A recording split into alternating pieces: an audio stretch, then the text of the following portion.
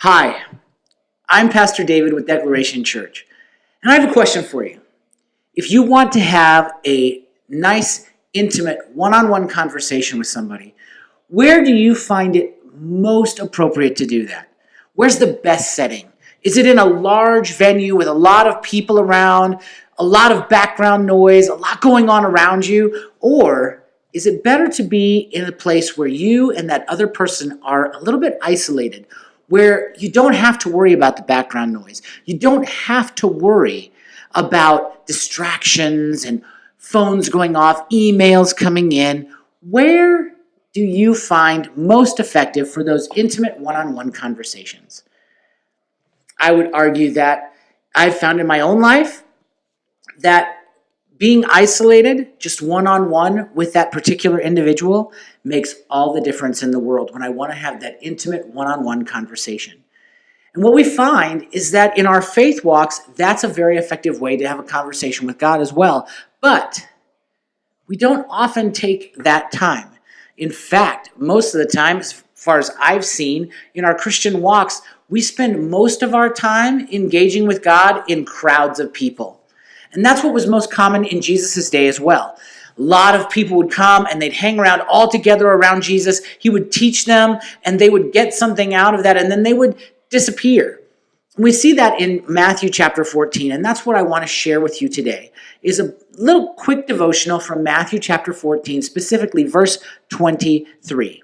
And I have that right here. In fact, what's going on in this particular case is Jesus has just dismissed the crowds after he's fed them food from just a miraculous provision. He had 5 loaves and 2 fish that was provided by a little boy, and he's able to feed 5,000 men plus women and children. He's done a huge miracle. He's taught them for hours and hours.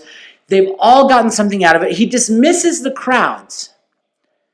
And it says here in verse 23, after he had dismissed the crowds, he went up on the mountain by himself to pray. When evening came, he was there alone. See, even Jesus, being the Son of God, being God in the flesh, needed time alone with his Father. Was he alone? No, because God was with him.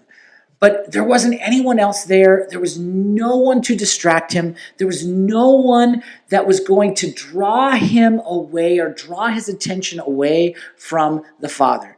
There was no competing voice, no loud background noise to keep him from focusing on what God had to say. He was right there to hear the voice of the Father, just him and the Father. The two of them together, alone.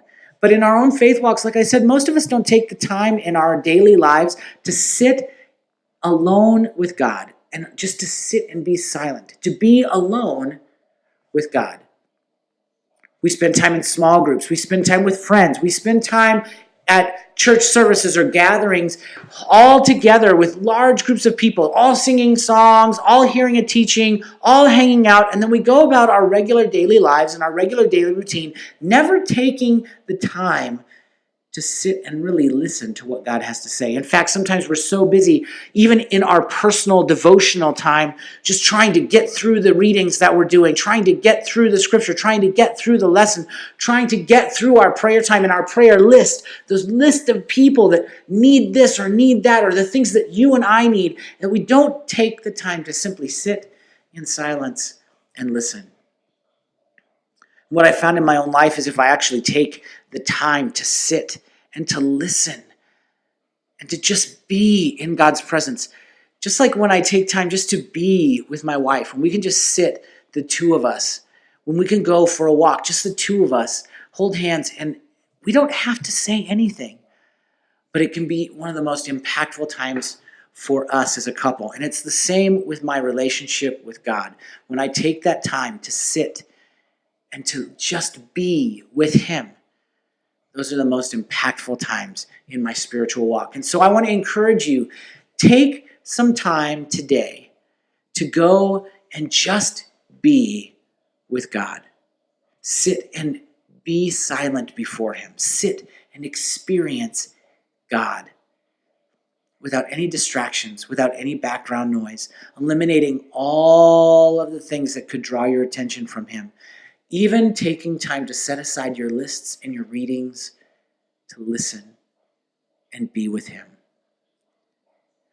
If these videos have been helpful to you, I hope that you'll subscribe to this channel and that you'll share it with your friends.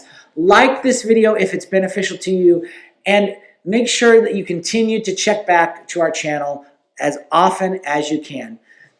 Love that these videos are helping you out. Give it a like if it's helpful to you, and I'll keep doing what I can to put these videos out.